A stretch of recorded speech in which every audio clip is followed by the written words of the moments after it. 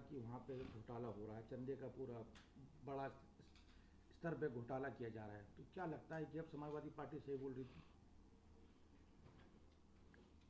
देखिए, श्री राम जन्मभूमि मंदिर हमारी आस्था का केंद्र है।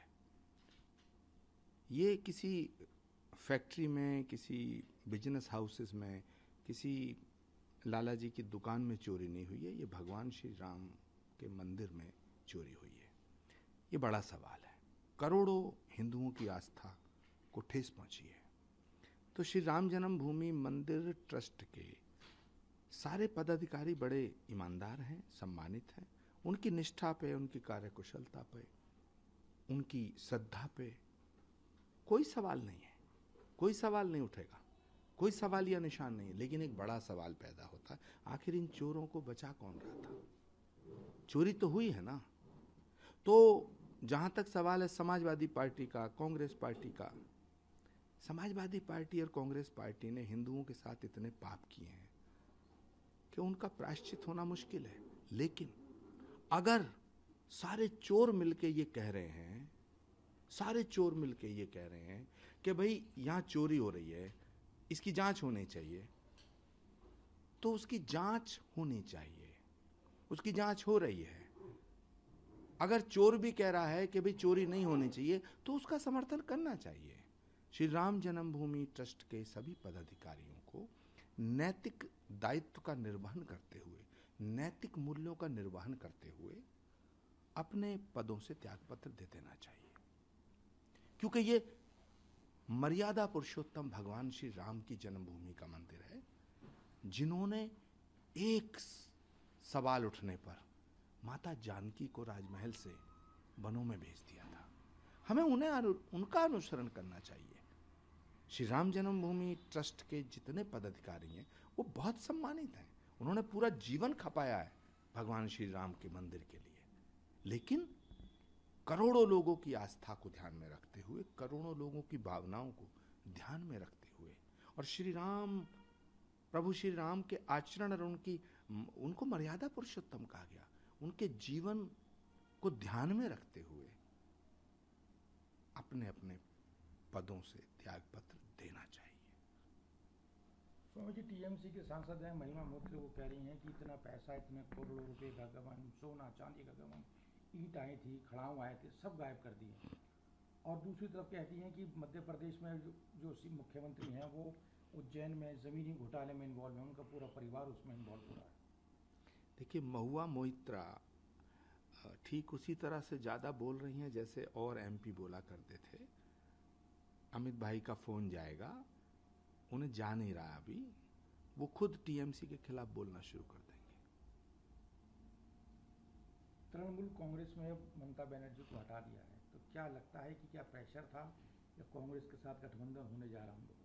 देखिए, टीएमसी के नेताओं को और टीएमसी के कार्यकर्ताओं को सच्चाई पता चल गई कि अब ममता दीदी के नेतृत्व को जनता ने नकार दिया है।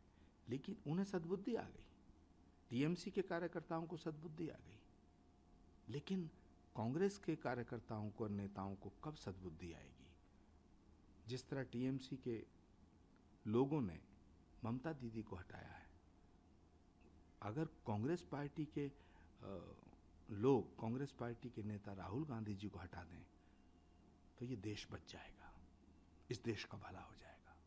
तो मुझे झारखंड में झारखंड मुक्ति मोर्चा और कांग्रेस के 56 विधायक थे, अब 50 रह गए हैं, बाकी ने क्रॉस वोटिंग किया है राज्यसभा इलेक्शन। अगले राज्यसभा तक वो भी चले जाएंगे। अब ये तो कोई नई बात रही नहीं है। पूरा देश ये जान रहा है, विधायक भी जान रहे हैं कि नरेंद्र मोदी जी के नेतृत्व में उनकी छत्र छाया में रहना ही ठीक है।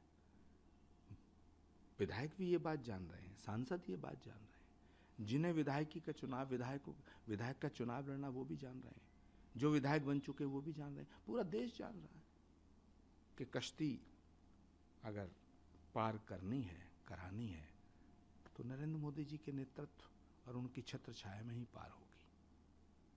मुझे महाराष्ट्र में 6 सांसद शिवसेना में शामिल हो गए हैं उद्धव ठाकरे छोड़कर, क्या बचे हुए सांसद भी आ सकते हैं, या उनकी पार्टी का ये समझो कि खत्म के कगार पर है? देखिए, नक्षत्रों के हिसाब से कांग्रेस पार्टी और उद्धव ठाकरे जी की पार्टी की बड़ी समानता है। डूबा वंश कबीर का उपजे पूत कमाल, डूबा वंश कबीर का उपजे पूत कमाल, तो यही होना है। अभी अगर बात करें कश्मीर इसकी, हिमाचल की, तो क्या वहाँ भी कुछ लग रहा है कि उठापटक होने की संभावना है? देखिए, हिमाचल का बहुत बुरा हाल है। हिमाचल में तो अभी चुनाव हो जाए तो वहाँ की जनता प्रचंड बहुमत से भाजपा को ले आएगी, क्योंकि वहाँ के जो मुख्यमंत्री हैं उन्होंने इतना बुरा हाल कर रखा है हिमाचल की जनता का। वहाँ की सरकार से लोग नाराज हैं। पहली बात तो मुख्यमंत्री मुकेश अग्निहोत्री को बनना था, बना दिए सुक्खू जी।